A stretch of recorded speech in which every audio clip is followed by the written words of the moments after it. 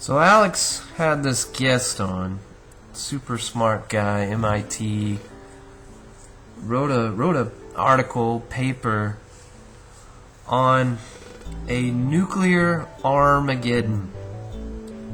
Nuclear Armageddon.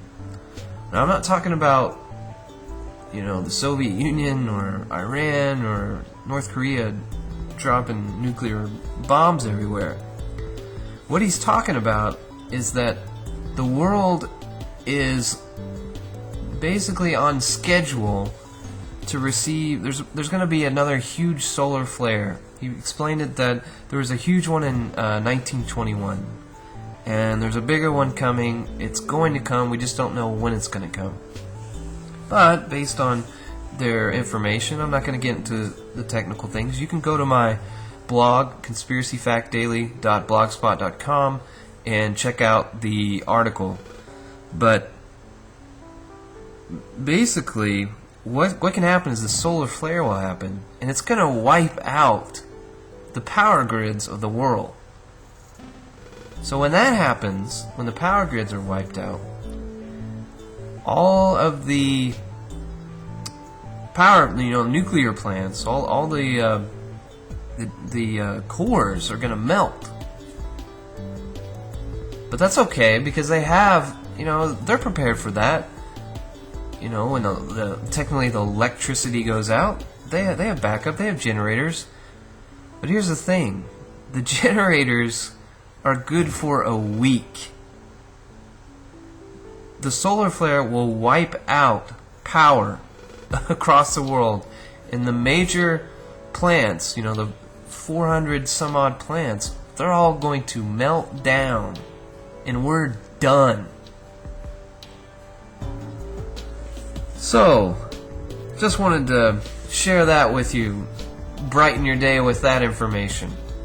I mean, maybe I'm kind of oversimplifying it, but that is it in a nutshell. Basically, we are not prepared for our power grids to go out.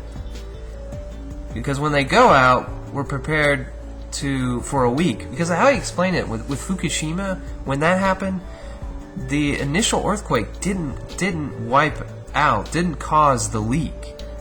When there was the earthquake, there was a generator that kicked in and cooled it and took care of it. But then the tsunami came through and knocked that out, and then that's when we had the meltdown. So when the power is lost on a nuclear reactor, it's gonna melt down. But there are precautions, but they're only gonna last a week.